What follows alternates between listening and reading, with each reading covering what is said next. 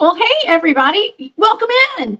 I have a really awesome show for you guys tonight, as usual, okay? I changed my mind to the last minute. I was going to do the Falkville Metal Man show today, and I decided it was kind of too boring. Okay, so at the last minute, I changed my mind, and I did something that I know I've been to personally. I've been to Corpsewood Manor here in Georgia. This is a really interesting target that I have remote viewed tonight. I did not remote view what happened there as far as the murders go, and I'm going to get into that tonight. But I did remote view the land because there's a whole lot of paranormal activity going on this property. And we're going to get into why there's so much paranormal activity on this property. This place is world renowned, okay, for a double homicide. Actually, it was a quadruple if you count the dogs, okay, back in the 1980s. And there's a big story behind Corpsewood Manor. It is a paranormal hotspot. I have my friend Craig Jackson in the studio here with me tonight, and we're gonna get into discussing our trip there, and I think he's been there more than once. I've been there one time, and that was enough. Okay, all right. Well, thank you guys so much for being here. Thank you for everybody in the chat tonight. If you guys would like to follow along with my remote viewing raw data, I have a Patreon, and that is the Cryptid Huntress over on Patreon. So I would love for you guys to go become a member of that and join along, become a member of my Patreon family. I really appreciate everybody who is already doing that. You guys are the best. And also, go check out my website, thecryptidhuntress.com. You can find all of my shows there, including Spaced Out Radio every Saturday and Sunday night at 10 p.m. Eastern, and my daytime show on Wednesdays at 1 p.m. Eastern, and all the events I'm going to be at, which include the Georgia Bigfoot Conference. That's up in Dillard, Georgia. That's April the 1st at the Dillard House. Please come see me. It's going to be a lot of fun. And then I'm going to be at Las Vegas at the Golden Nugget. That's May the 19th through the 21st. Spaced Out Radio's fan party. That's going to be a lot of fun. I will definitely be there. And then I go to Grafton, Illinois to the Journey to Truth Conference with Tyler and Aaron, and that's going to be a good time. A huge, amazing lineup for that conference as well. Okay, so y'all come see me. And if you want to check out some really cool Native American vintage jewelry, go to my shop, We're Woman Goods, on Etsy. Okay, that's enough about me. Okay, that's enough about me. Let's get into what we're talking about tonight. Honestly, this is part of why I chose this target today is because on Saturday, I have an amazing guest coming on Spaced Out Radio. I have Mike from Abnormal Investigations, which is on YouTube. You guys go subscribe to that.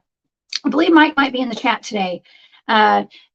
He looks into animal attacks. He's an investigator, in law enforcement, things like that. Looks into these cases where there's like unspecified animal attacks that are blamed on packs of wild dogs, and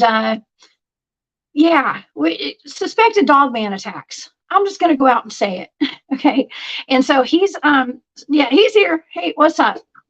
Yes, Mike's here, and so we're going to be talking about that. And the more I investigate these things, the more I'm seeing a correlation between like werewolf sightings and black magic and Satanism and things like that. It's really kind of all coming together a little bit. And so that's why I wanted to talk about this target tonight, to kind of get us ready for Saturday night show. Okay. And so thank you for being here, Mike. It's going to be a good time on Saturday. Okay. It's also going to be really sad. Okay. It's not like this stuff's fun. And I put on the full armor of God this morning when I woke up. And I hope that everyone, I pray that we all put on the full armor of God tonight before this show, because this is some touchy matter that we're talking about. And it can be pretty, it can be kind of depressing. Don't let it get you depressed. Okay. But it's more about putting the awareness out there of what's going on in our world, and what's going on in the paranormal, supernatural side of things. Okay. Okay. Awesome. Well, let me introduce my guest tonight. I have Craig Jackson here. He is one of my research partners. You know, he's on my team. And I didn't get I'm not going to give him a formal introduction, but I'm going to go ahead and pull up Craig right now to the show. Welcome to the show, Craig Jackson. Hey, y'all. Hey. Good evening. Thank you so much for being here tonight, Craig. It tickles me that you were able to join me. Thank you. Yeah, okay. Well, I can't. It's been very polleny out there today, hasn't it? It has. My car is yellow. Yes. No, I have to bush hog tomorrow. I'm gonna try to hold my breath for about 3 hours. Oh my gosh! Well, you better wear. I never like wearing a mask, but you might want to wear one tomorrow. Yeah, I'm actually putting on my NBC suit. But anyway. Yes. Well, Craig, you and I have spent time at Corpsewood Manor doing some investigating, and it's been a while. It's been over 10 years. I know, God, time flies. I know, you remember it. Okay. Well, let me give a little synopsis of like what we're going to talk about tonight. In December of 1982, Dr. Charles Scudder, his partner Joseph Odom, and their 2 dogs were brutally murdered in their castle in the woods near Somerville, Georgia, in the Chattahoochee National Forest. Only the ruins of what was once a beautiful off-grid home are left today, along with stories of Satanism, wild parties, drugs, and lots of paranormal activity. Throughout history, the history of the land includes bloody Native American land disputes and a major Civil War battle. Corpsewood Manor and the surrounding areas are a hotbed of hot strangeness, from Sasquatch and Dogman sightings to ghosts and backwoods cults.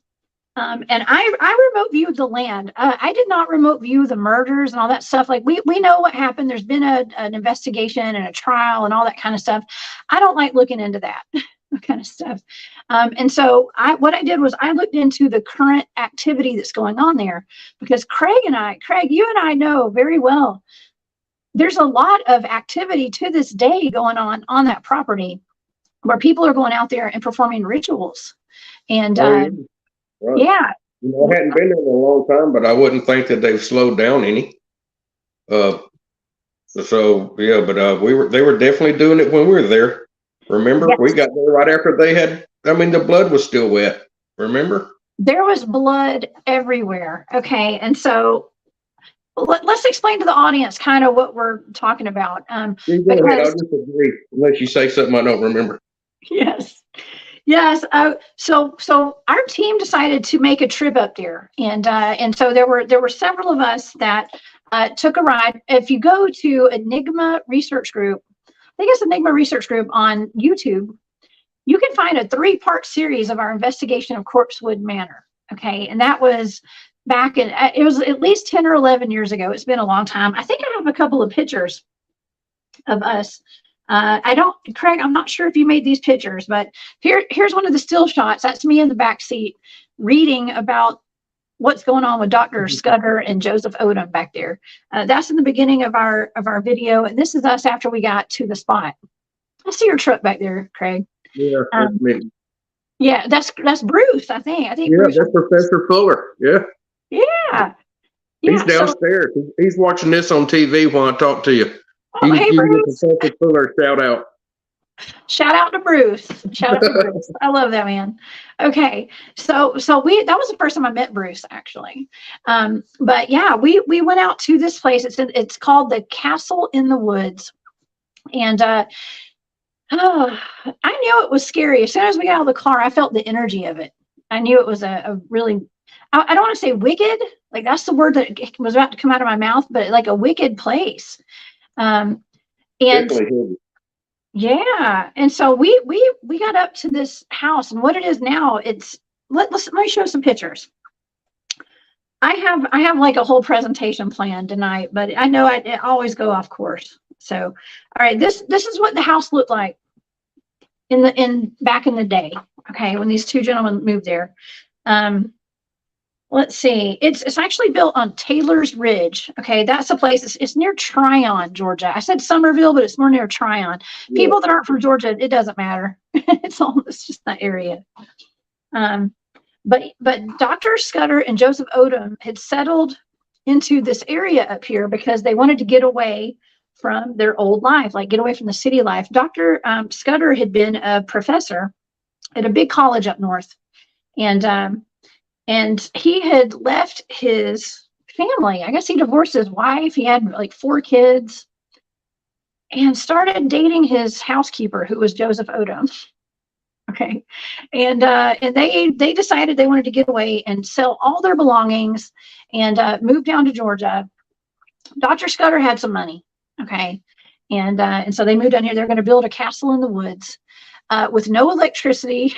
Okay, no, I don't even think they had running water. They had a well, perhaps, and there's no gas, no heat, no nothing. They just had candles, and it was actually it didn't look too shabby. I mean, they built this place all by themselves with their bare hands, and they had a big, gigantic pink gargoyle out in the front of the house, which I thought was interesting. Okay, it looks innocent, right? It looks innocent. And these guys, they had a reputation. Let's put it that way. They had a reputation around town as these new guys that had just come in. People looked at them. They called them hippies. Okay, they drove a black Jeep. And Craig, do you know what was on the side of that Jeep?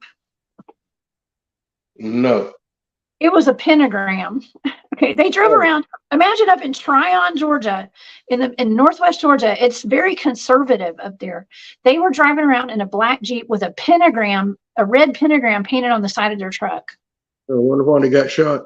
Oh my gosh! So, well, it turns out they were good friends with Anton LaVey from the Church of Satan. Okay, and so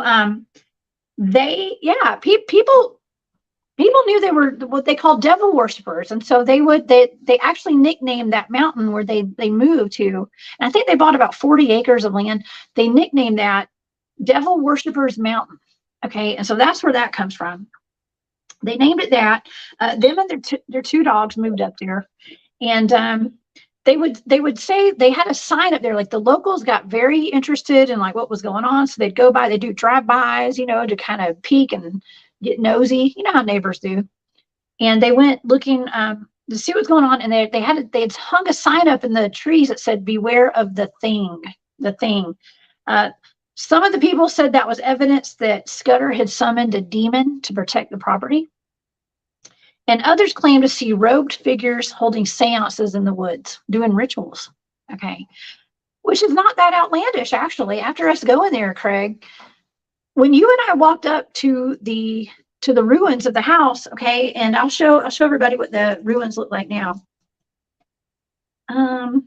This is what it looks like now, because it's all been torn down, it's all been burned. Okay, but that's what it looks like now. We got there, and there was blood splatter everywhere, and I didn't even think it was real blood. I couldn't tell. And then what did we decide it was? We thought it was a chicken blood. We were hoping. We were hoping it was chicken blood. But it was fresh, and there was a pretty good bit of it. And this was definitely had that weird feel to it, didn't it? And everything else would go ahead. Blood there, it was fresh. We saw it. Yeah. Okay, so I remember us finding a pair of women's underwear, okay, which I thought was kind of weird, and pictures of people, like family portraits of people that were just very random, and blood. Okay, so it very clearly appeared to us, or it appeared to me, as if that could be some kind of voodoo or like rituals were going on there. But that blood, it was real blood. Now, what kind of blood it was, we weren't sure. Okay. It tasted like chicken. It tasted like chicken. I'm just kidding. You didn't taste it. I hope you didn't taste it. That's gross. Yeah, so we didn't taste the blood, everybody. Don't worry. That's nasty.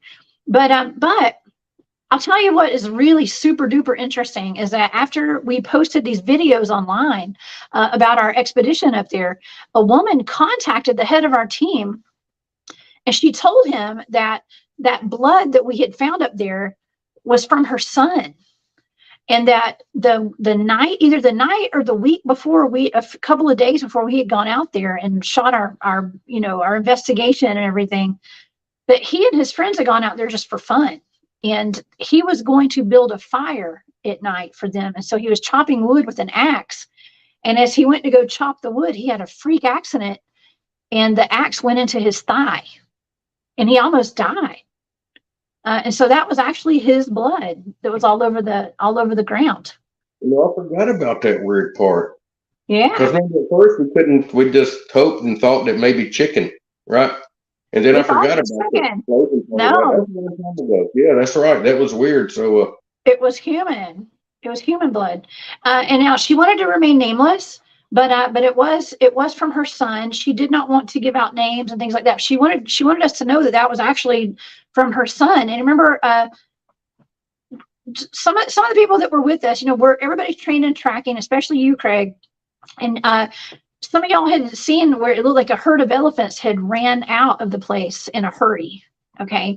Well, she said what it was that her son had gotten cut. And so they grabbed him and had to carry him out of there and throw him in the truck and take him to the hospital. Yeah.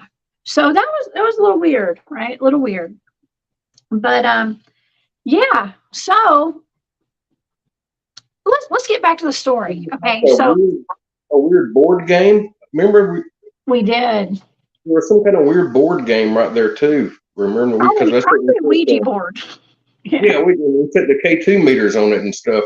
And I don't know, but keep going. You're doing great. It was a long time ago. I have trouble. I try to remember what I had to do yesterday. So right. Y'all thought about it. I mean, it's been a long time, So, but yes. I just sprung this on you tonight. So this is last minute, Craig. I love you. Thank you for being here. Called me last minute, one little phone ago, and I was thinking, yeah. But that is a good hot spot up there too. That whole Taylor's Ridge, that whole part of Georgia, that's part of the good caving country up there. I mean, there's sightings all, not just around that little area. That's a hot spot of Georgia all up through there. It is. Well, and there's a lot of Bigfoot activity up there. Right, And Dogman reports, Bigfoot reports, you name it. I mean, in all the places that we've ever gone investigating and whatnot, I think there's more Bigfoot activity in the North Georgia mountains than anywhere I've ever been investigating. But that's just me. And thank you, Renee, for being here. You're awesome. Thank you for being in the chat. Thanks. Y'all give her a thumbs up out there. Thumbs up help. Thank you. Okay. So the men had been in Georgia for about 5 years. Okay. Let's see, Dr. Scudder and Joseph Odom had been here about 5 years, and they had gained kind of a reputation for themselves. Not only were they known as Satanists, okay, which is kind of a big deal being up in the conservative Bible Belt of North Georgia up there, but they were also lovers. Okay, and this is when the AIDS pandemic came out, and people weren't sure how you got AIDS. I remember my mom was like hesitant to take us kids to Whitewater because she was worried. Like, I don't, because nobody knew anything about it, and so that made everything more sus for these poor guys up there. Okay, but they were very well liked by the community, and so they would invite guests over, people like the county commissioners or whoever, the city council, people that were like somebody out of their town. They'd invite them over for dinner parties. And they loved to cook and to entertain people, and they made homemade wine, and that's not how they got well known. Okay, they got okay known for that, but it was the after dinner activities that really made a name for them. Okay, so they like to. This is for mature audiences only, everybody. They had a room that they had built where they like to go. A pleasure room, I guess you call it. I don't know. I don't even know how to talk about this tonight. There's a lot to do with that LSD 25. Yes. Well, that he was actually credited for inventing, like making LSD 25, and that's how part of what he did at the college that he was a professor at. Okay, so I don't know exactly. He was a scientist of some sort, and he brought a bunch of that down to Georgia, and they had wild parties. Okay, very wild parties.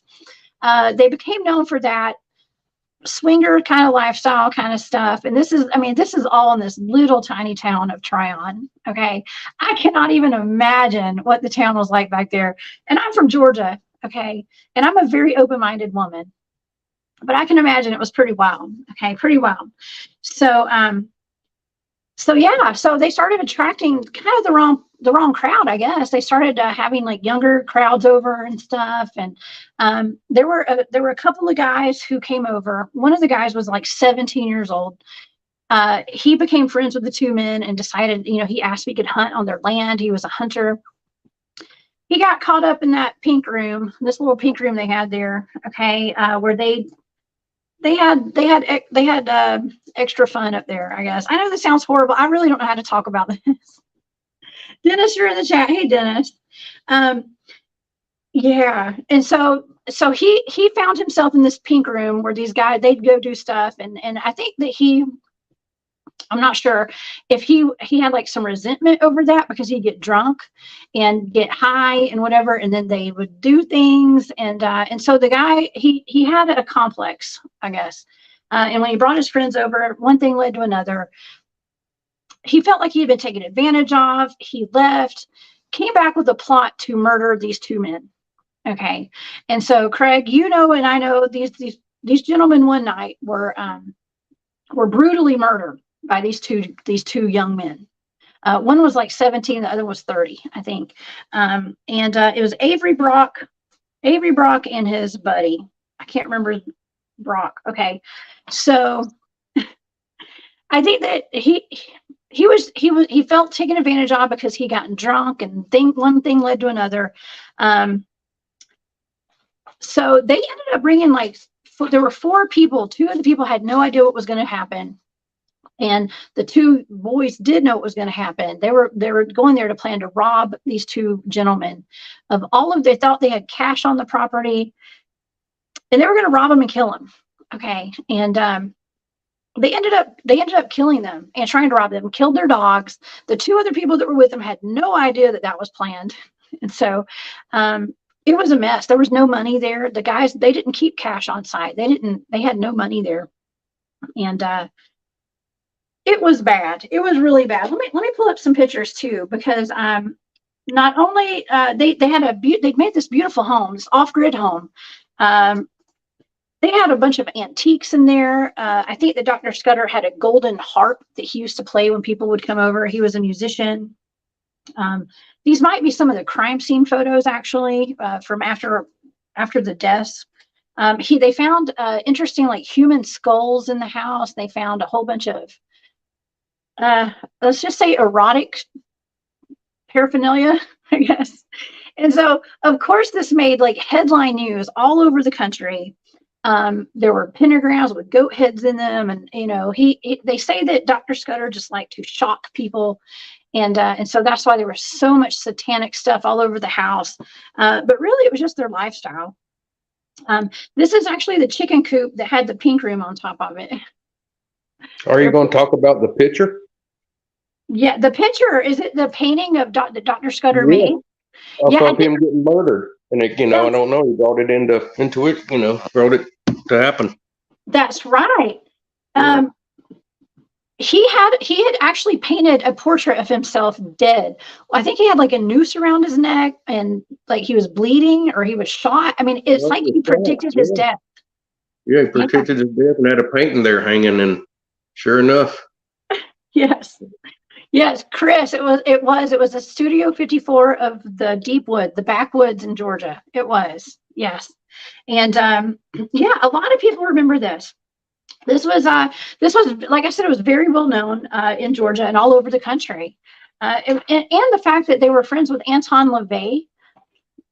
He was the head of the Church of Satan. Okay. And so it just made it even more, public, I guess. But yeah, so these guys ended up killing them. I mean, shooting them repeatedly in the head. I mean, it was just gross. I was absolutely not going to remote view that. But they stole the Jeep that had the pentagram on the side of it. I mean, that's quite the getaway vehicle, you know. And not like they're ever going to be seen, you know, or noticed. But they left and they decided to go out of town. They told the other people, if you say anything, we're going to kill you, you know. And it wasn't for like 4 days later before a friend of Dr. Scudder came looking to check on him and to come visit, that they found the bodies there. Okay. And so, of course, the GBI was called in, and there was a full investigation. All the while, the two guys took off and tried to flee in that Jeep. They ended up trying to get another vehicle, and so they ended up killing a guy who was had just graduated from Georgia Tech. They took him in the woods and shot him, and took his Toyota. He was actually a Navy lieutenant. So they killed, so that was like 3 people they had murdered, plus the 2 dogs. And yeah, it was just a total mess. Okay. But the guys ended up eventually turning themselves in or getting caught, and they went on trial. They both were convicted of murder, and one was sentenced to death. The other one was life in prison. Yeah. But they ended up both being sentenced to prison, okay, for life is what it ultimately happened. Okay, so this happened. Of course, the town comes in, people who live there, somebody went in and burnt the whole place down, and it was like, you know, there was just a whole lot going on, and there were suspected rituals being performed on that property and things like that at the time that they lived there. And so, of course, what happens after stuff like that happens? People hear about the story. Craig, I believe that people heard about it and it drew in a really bad crowd. Okay. And so, do you know the history behind that land, Craig? I know, like, you're a historian, and I thought it would be a really cool thing for you to actually talk about maybe the battles that have happened there, about the Battle of Chickamauga. Like, that's just right down the road from there. The Indian land disputes. I mean, there's so much that's gone on that property. Oh, yeah, everybody up there, every time they go up, they're just impregnating the energetics into, you know, to that property of all that, all the Satanism and stuff, and I don't know, it's freaky, but it is.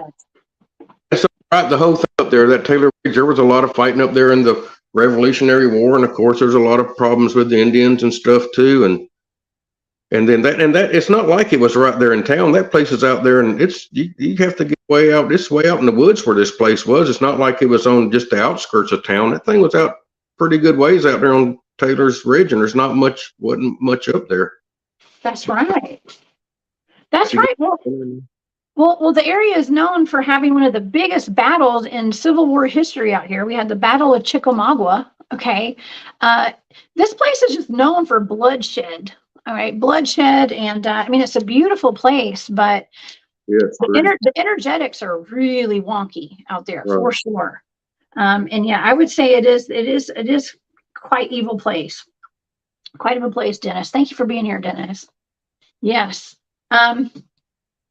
Yeah. Well, okay. So I remote viewed this. Okay. I remote viewed the land because, like I said, I'm going to be doing a show on Saturday night with Mike from Abnormal Investigations, and he and I have kind of discussed. I've talked to him, and we've been discussing how there's a correlation between a lot of satanic rituals and these werewolf reports and dogman reports and suspected dogman attacks and stuff like that. And with all the high strangeness up there, Craig, you and I had experienced firsthand ritualistic stuff that had been left behind, where people have been up there doing satanic rituals or something. And so meters and all that were still going off. Remember, it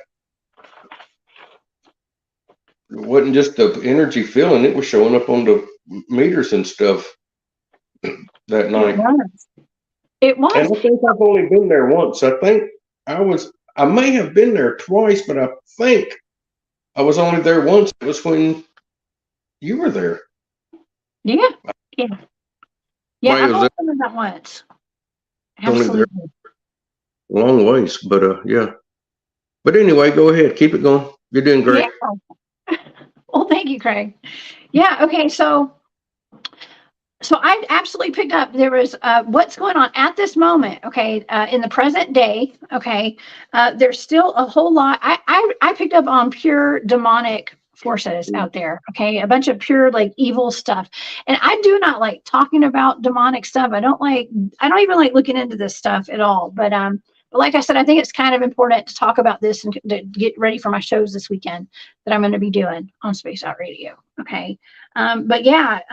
Ritual sacrifices, okay, candles, the full moon. Like I was picking up on like something that was going on. There was actually something going on this week, okay, under a full moon ritual up there that involved bloodletting, okay, and I know that we had experienced that up there with the blood.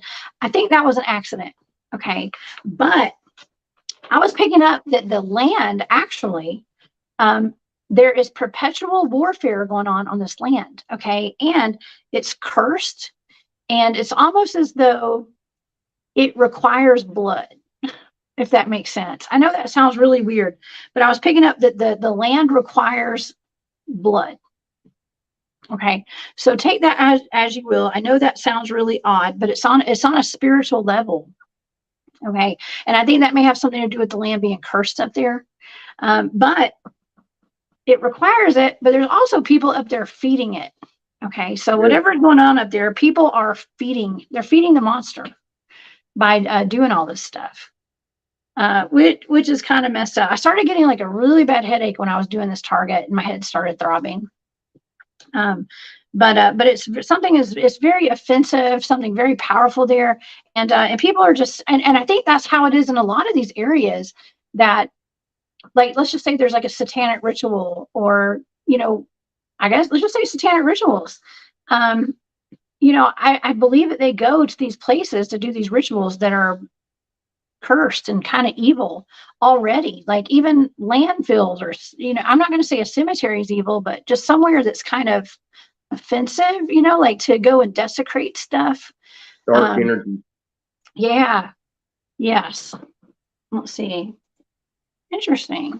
Black phantom cats are a definite occult connection. Yeah. I was just looking into some cryptids out of South Carolina, Dennis. I did a show yesterday on that, and we were looking into the wampus cat. That was a black cat, which it looked kind of like a Black Panther. It was almost like a mix between a dog and a cat, in my opinion. But yeah, a lot of dark entities. There's a gigantic, huge one, at least one big, gigantic dark entity on this property, and it requires sacrifice, okay, blood and things like that. And I hope that I'm not sending people out to Corpsewood Manor now, but that are watching this show. Please use precaution. Use caution when you go out there. Yeah, use your better judgment. I mean, honestly, I'd stay away from that place.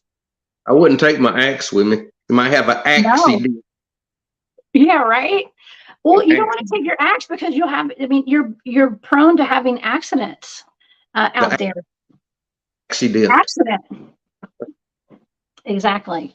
Yes. Did you happen to see the thing in Brazil? How their devil worshiping went? No. Oh, the Ouija board. No, they had a gigantic. I don't know what it is. I love Satan Parade, Devil Days. These big floats. Yeah. The next day, the worst flood ever. You hadn't seen that? I did. I saw that. I didn't know where that was from. I tried to stay away from that stuff. Yeah. I tried to stay away from it. And next day, it got washed. It got all washed away there. Oh my gosh. So, yeah, they need to be cleansed of their sinful ways there. Okay. Okay. This is really weird. Okay, so I started picking up on work. Okay, something is working in conjunction. I picked up on some kind of like people around there. I don't know if it's like families. I don't know if it's people who have been there for a long time, but there are entities that are working in conjunction with like families that are based in that area, families, organizations. So I was almost picking up like an organized crime kind of thing going on. No, I don't know. Like, I mean, you hear about like the Southern Mafia or something. I don't know. I was picking up on something really weird up there. Some sort of organization up there. And I kind of want to be careful about what I say because I know this is kind of sensitive. But I was picking up on a vibe like the land between the lakes or something. I don't know. That land has some sort of an energetic very similar to what's going on the land between the lakes, is what I was picking up on. And I got a feeding ground. Okay, feeding ground. So whether that be spiritually as far as entities go, or if that is like with something like a werewolf or a dogman. And so it's just very important to be very cautious on this kind of property out there. And I also was hearing to stay out. Like don't go up there if you don't have to. Stay out. In the daytime, it's beautiful. At the nighttime, it's terrifying. Okay, so just be very careful about being out there. Now, there are reports of all sorts of high strangeness out there. I don't know, Craig. Tell me a little bit about your experience when you were at Corpsewood, because I know we saw that blood. Tell me how you felt, and like if anything happened to you while you were there. Well, I mean, I'm with you. You could kind of feel the energy when you got out, because you have to walk a pretty good ruins.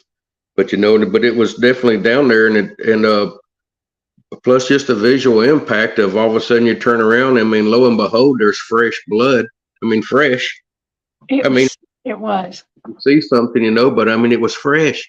And then that game was still sitting there that they had been playing, and it was and a lot of freshness there, and and all the blood in the fire. Remember how much was around in the fire part?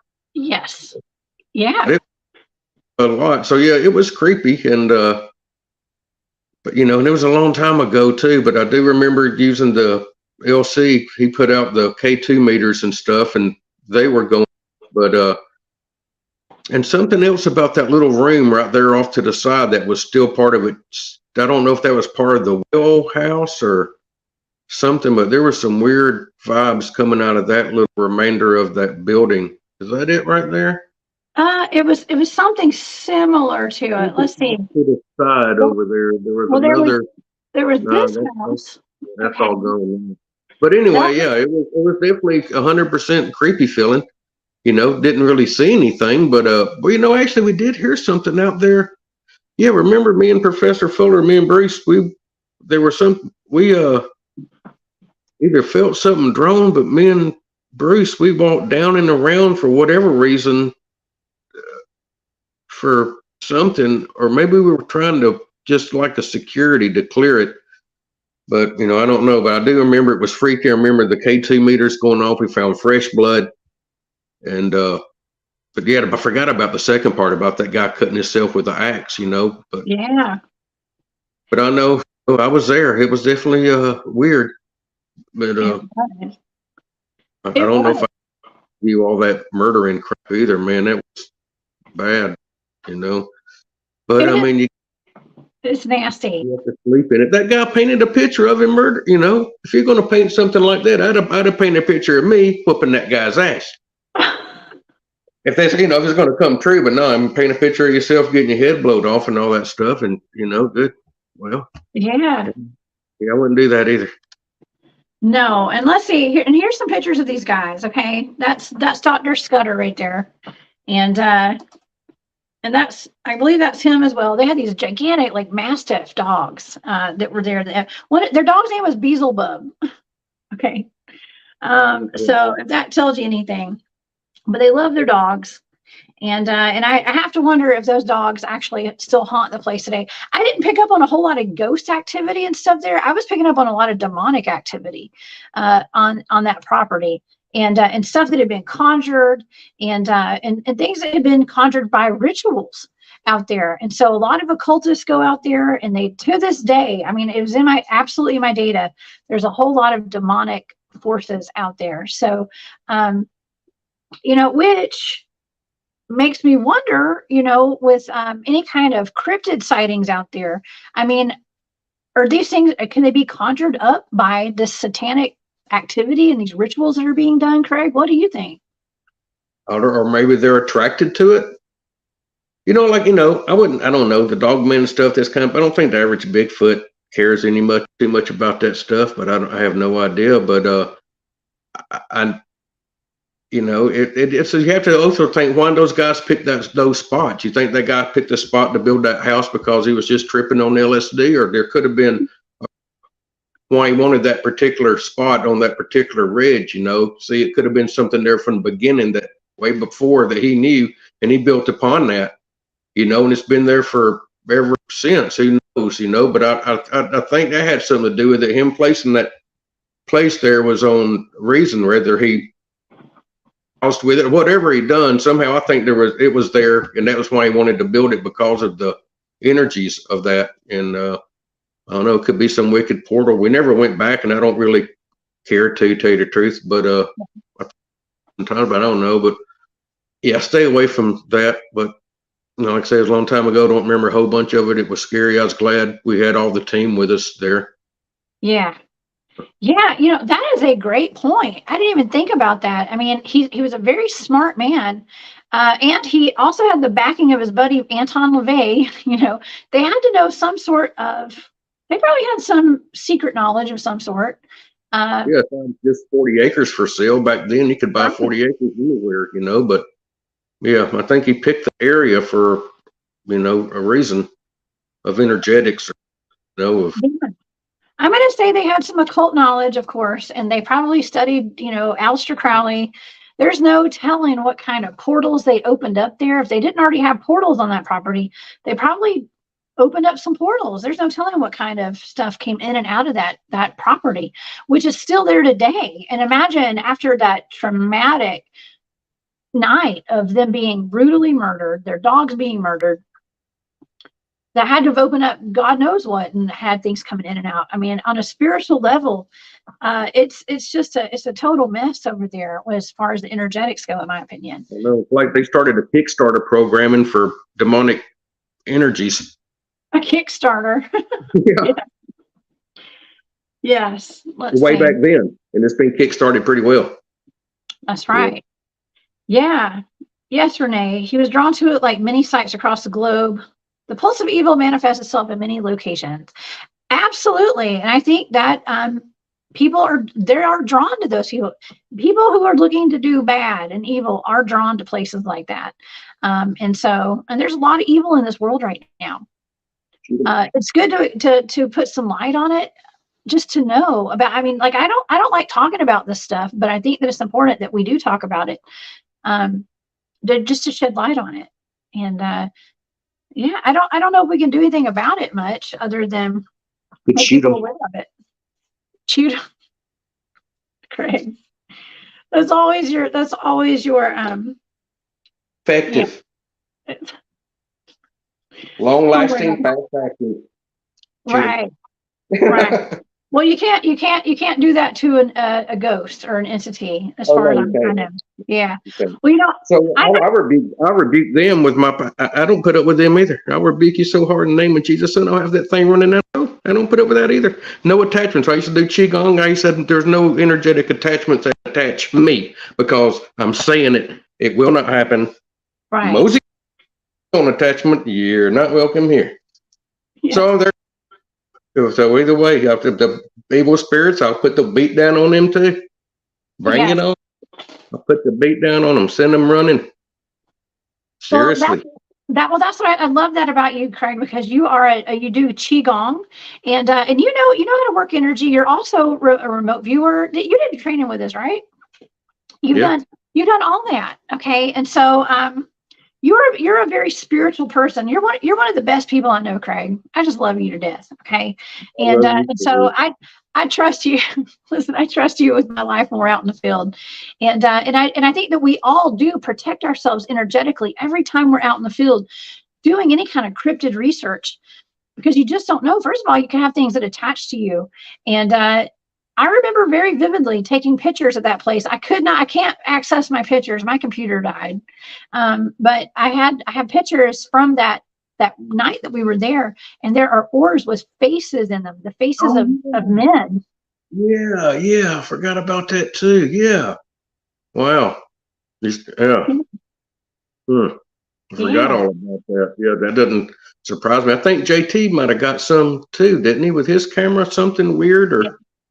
Yeah, I think we all did. We didn't have a whole lot of activity, honestly. Like the climax of that whole series that we did on there is pretty non-climactic. Okay, there wasn't a whole lot that we didn't get a whole lot of evidence other than all that blood and stuff that was just there. We didn't have any like paranormal activity other than the orbs when we were there. And the K2 meter went off. Right, the K2 meter went off. And so there was something there, but it wasn't like we got chased out by anything, or we didn't get cut. Nobody pulled out an axe, thank goodness. We didn't try to conjure. We were just doing it. So, I wouldn't. Yeah. Might have could have conjured something, but I'm not a conjurer of evil. Yes, well, we didn't. I didn't want to conjure anything up. We never do that. I know not to play with fire like that. I don't do that. So, yeah. But a lot of the ghost shows that you see on television, Craig, like Ghost Adventures. I used to love watching that show, but it got really dark and kind of evil. It's like, I don't know. I don't like. I feel like that kind of stuff can come through my television and into my home, and so I'm not comfortable even watching things like that on my television. See now that. Can't nothing attached to me. You hear the way I'm saying that? I can watch whatever I want to, but it's in the knowing of that thing. You don't stand a chance again. I watch whatever I don't like to. If I let them know that it ain't going to work, it ain't watching, ain't attaching to me. And that guy goes, he knows that I can't attach to him so damn good that I can't. He is so that I can't attach to him that I can't attach to it. I don't know how it works, but it works. But no attachment. So never. No attachments. Okay. So what you're saying is all about the intention. Right. And the faith that I know that it can't, and it knows that I know that, and between this, it knows I know. We know it's mosey on is your best bet. Yes. So yeah, no attachments. Okay. Well, good. Yeah. Well, that we got to go on the armor, the full armor of God, right? Okay. All right. So anyway, but I wouldn't want to go up there and try to tempt anything. No. Try to conquer someone, try to whoop it. I wouldn't want to do nothing like that, But no. Yeah. So just stay safe, and yeah, definitely not paint a picture of you getting your head blowed off. Don't do that. That's right. Well, let's move on a little bit to just let's kind of get out of Corpsewood Manor and talk a little bit about your research and some of the stuff that you've experienced up in the North Georgia mountains, not too far from there. You've had some Bigfoot activity in all your years. You haven't had that many years, but I'm just saying.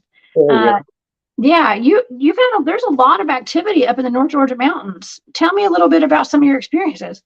Yeah, well, that over there, that's where we were at was the northwest corner, and where we do a lot of research is kind of the northeast corner. But really, the whole top of Georgia right there. Well, really, the whole all over. I mean, they're everywhere. But yeah, we've had some experience up there. Now, the most we had I've ever had at one good time was down in Florida. But we've had them up there in North Georgia. Me and Professor Fuller, we've been screamed at, and I mean screamed. This thing, thank God it was across the river from us. I mean, it was screaming bloody murder. I don't even know what it was saying, but a powerful screaming, So I've been screamed at. I've had I had one. I was behind a closed gate on a log road, and I thought I heard a car coming down the gravel road, because you know how it sounds when the car tire crunches gravel. And I thought, I wonder how that car got around the gate this close. And then all of a sudden I realized, man, this thing was bipedal, crunching gravel. I had popped my tongue, I can kind of do like a tree knot. Yes. Out that, doing some pops and stuff, and it didn't answer me. Just all of a sudden I heard all this noise, and me and my buddy Rodney was with me. And man, this thing was coming down the road, and I happened to be right in a big S curve. And as this thing approached, it was getting close. I had my flashlight with me. It got within, 35 yards, and I mean, it was crunching the gravel, and it stopped. So I told my buddy Rodney, I said, well, it's still there, because it hadn't made any noise, So there again, flick on the flashlights, nothing. I mean, I heard it coming down the road so I swear, just like a car, until I could hear the footsteps of it busting that gravel up. And then wherever it went, it didn't even make a noise. I don't know where it went, but whatever it was, it came down there. Listen to me pop my tongue. I thought maybe I was a little girl Bigfoot or something. I don't know, because I can't do it that loud. Smelt me or something, and realized I was a redneck. But whatever And I've been screamed at like that. See, down there, had one walk up on me. Me and LC and JT had all that stuff in Florida. That was 2 hours of listening to them. You know, I've only been scared by one of them. That was one that yelled at me and Bruce. But other than that, I've never really had anything horrifying about it. But down there in Florida, man, we were out there with them for 2 hours. And these things were whooping, whistling, and the juveniles are doing samurai chatter and knocks. But the knocks aren't knocks, because the trees down in Florida, you try to pick up a stick or something and knock the trees to make a sound like that. And not to mention that knock I've heard in Florida, I've heard that knock in Georgia. I've heard that same knock in Tennessee. You know what I'm saying? And from all is, I don't even know about the knock thing, but let's just say tree knocking, you know. And I mean, when me and LC were out there, one came up within about 20 feet of me and probably 12 feet of Lee, and it knocked 4 times. And I mean, it was right there. And the same thing, I never heard any noise, so kind of whispered, it's still there, because it hadn't moved, you know, turn on the lights, nothing. And I mean, it closed in right in, and it done a salvo of knocks, like pow, pow, pow, pow, pow. These wasn't just like, these were salvos, pow, pow, pow, pow, pow. And they were just, and then the juveniles sitting there talking. I mean, they were across from each other. They never could see nothing, pitch black. Never saw one, but they were all around us. And these juveniles are talking. They're going, chaka raka maka naka naha, shaka shaka raka rikiri. And they're going to go, urka raka baka shaka naka. And I swear they're doing this stuff. I said, hey, listen to it. I was like, this is amazing. And nothing, they never, wasn't no rocks. Oh, they might have threw a rock at us if there would have been some, but there wasn't no rocks down there. But they whooped, they whistled, they done the knocks, they were doing samurai chatter. And that's when we were down there doing that tracking thing. Oh, yeah, in case anybody get it, son? Enigma research tracking course. You wouldn't believe all the knowledge right there, people. We still got to get this thing going to people that want to learn tracking. You wouldn't believe what we stuck in this 2-hour video of tracking basics. That's right. But yeah, we were down there doing when that was a lot. But yeah, I've had quite a few up in Ohio. Oh man, we had some neat stuff up there at Salt Forks happen. But yeah, and plus we remote viewed that one, and it was actually, one of them was an old Bigfoot with arthritis, and it was a whole weird. But that story, that's another story, because when we started remote viewing those Bigfoot that were throwing rocks and stuff at us, then it went to the UFO, and then that remote viewing went to that freaking box thing that the Bigfoot has to walk up to that looks like a stump, but it's not. It's a box. And then whatever. Yes. It could go eat. We need to talk about that, actually. That's something that's very different. Oh, it's real different. That's one reason, and that's when I realized, I thought, what am I doing? Yeah, I mean, when I first got into it, I thought I'd track down this big monkey, build me a snake, snatch it by the leg, come, you know what I mean? But so, and then, and then it got worse and worse and worse. And then once it started connecting to UFOs and weird boxes and all this other stuff, I thought, really. Tell me, okay, let's rewind a little bit. Let's talk about that box. Like, there was some kind of box that it was almost like Bigfoot and ETs were working together out there in the field, and our team actually experienced that. Explain what you mean by that. Well, the Bigfoot. This is through once JT was in this Bigfoot, experiencing this stuff. So this Bigfoot, for whatever reason, he couldn't get to it, has to walk down or over to this box, and it looks like a stump to us supposedly, but it's not. It was a box, and so then we started figuring out the box. JT tried to remote view the box. The box kind of looked like a loofah sponge, but with electrical stuff and currents. But every time he would try to remote view in there, it'd push him back out. He couldn't even get in there deep enough to see, but we could remote view enough that that thing was put there by a craft. Not a small craft, not a big one. A small craft come down and put the box there, and then for whatever reason, the Sasquatch has to come to the box. I don't know what it, but the thing was, what he was feeling was the thing down to the box. Whatever happens when he's at the box, then it could go eat.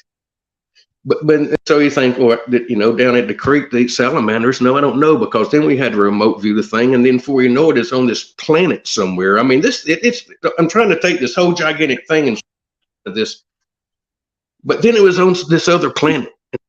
You know, so here I'm thinking I'm going to scare a monkey.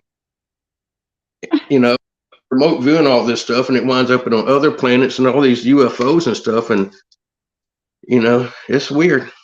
So good luck out there if you're gonna. Yeah. Well, if I realize, you know, what am I doing? You know, it's neat and everything, but I can't catch one. I mean, they know I'm coming. I only think they know. I think they know 2 weeks before I'm coming. Oh yeah, Craig's gonna come up here in about 2 weeks, and you know, but I've read that if we took with us, the more action we would have. You know, no weapons, no cameras, no camcorders, no tricks. They know that, you know. Yeah. Yeah, but I hadn't really done it a lot, you know. And after, if it wasn't for you dragging me back in here to help me remember, so Jessica helps keep our team going, and I appreciate that, keeping the team going there. But God bless them. There's a lot going on in the world right now between dachshunds and all kinds of stuff. But I still would like to get out in the woods with you. Yes. Well, I still go out in the woods. We go to the meadow pretty often. It's just I go all the time. Yeah, she actually gets out in the woods. I used to. I go a lot. I do. Well, she's out there a lot. No, the only thing I'm doing to get the fire under everybody's feet is talking about this publicly. So, you know, and so I'm very enthusiastic about what I do, Craig, and I love this. And so there's a Bigfoot conference up in Dillard. There is, yeah. I hope you'll come up there. It's not far from you. I've got a security gig. Professor Fuller pulling for 3 days. I won't be able to make it. Oh, okay. Well, yeah, it's going to be, I'll miss you. Okay. But I'm going to be up in Dillard. So the Dillard house, April the 1st on April Fool's Day, of course. Wow. So, that's awesome. Yeah. So we're going to be up there. Matthew Delph will be there, and Robin Haynes McCrae and her husband, and Dr. John Stamey and Lynn Myers. Yeah, the usual suspects up at Georgia at the Bigfoot conference. So yeah, it'll be fun. We're doing a meet and greet the night before at a brewery. So that should be interesting. In my language. Yeah, so maybe you can come to that. Invite me up here to discuss this again and everything. I hope I don't hurt your viewers. Viewership. Hey, the topic. Okay, listen. I knew the topic tonight. I wasn't gonna have as many viewers tonight because of the topic. It's really dark, and I'm used to talking about Bigfoot and stuff, but we do have Bigfoots on this property up here, and so it all ties together. Ties together and stuff.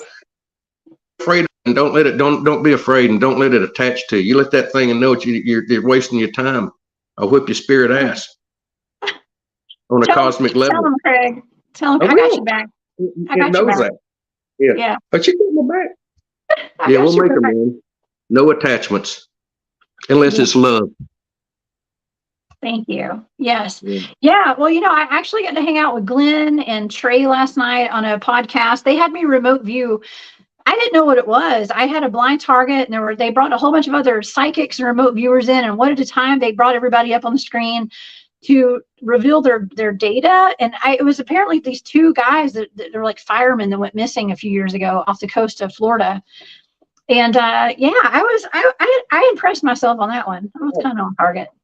But this remote viewing stuff, man, it blows my mind, Craig. It never ceases to amaze me.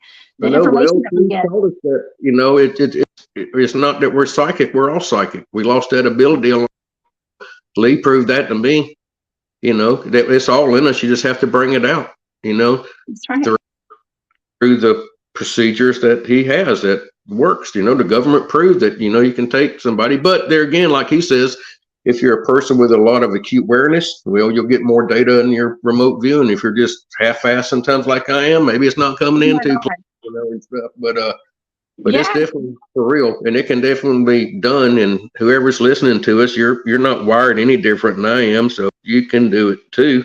It ain't easy, but skill that can be learned. Right. But you know, I don't know. So easy, a caveman can do it. Right. Yeah, well, that's what they used to have to do it, didn't he? The caveman used to have to know there was a saber-toothed tiger coming. Not hear it, you could feel it. You had to be able to feel the enemy was over there. You had these feelings, these gut feelings, and intuition that you could connect to and trust. And over the time, and they knew of their fate. So it happened too. That it's and the same thing with that remote viewing. First, you have to realize you can do it. You can do it. But it ain't easy. But it can be done. But then again, you need to. Well, I'm nothing like Lee is, but Lee's been doing it for a long time, and I like to see that you're still out there trying to do it, because you have to. You have to stay at it to kind of get it. But that's anyway, right. I'm trying, Craig. I'm trying to make everybody proud over here. I know I went rogue, and I went. I never meant to go public with that, but somehow. Oh no, it needs to be out. People need to know about this stuff, that it's out there, And the same thing I like to tell some of the crooked politicians sometimes, that say you must not know about remote viewing, huh? Oh my gosh. You obviously don't know about remote viewing. Or cheating husbands too, right? Cheating spouses and all that stuff. Y'all must not know the power that we all have here, okay? We're God. It's terrible. Well, Great I am. Well, look, I'm about ready to go get me a cold beer. How long are we going on with this? We're done. Listen, I excuse you, Craig. Okay. Okay. Yeah, I want to thank everybody. I want to thank everybody for tuning in tonight. Everybody that's in the chat, thank y'all so much. Renee, Dennis, Mike, everybody, thank y'all so much. This has been a lot of fun. I know that this was a touchy subject, but I just wanted to kind of set the foundation for what I'm going to be talking about on Saturday night with Mike from oh my gosh, what is the name? Abnormal Investigations. Okay. Abnormal. Yeah, it's going to be amazing. That's going to be a great show Saturday night. So Craig, thank you so much for joining me tonight. This is awesome. We got to talk about Corpsewood. Okay. And I got to see you again. We'll have to get together sometime, get out in the woods, y'all. But it's this pollen. Holy smokes.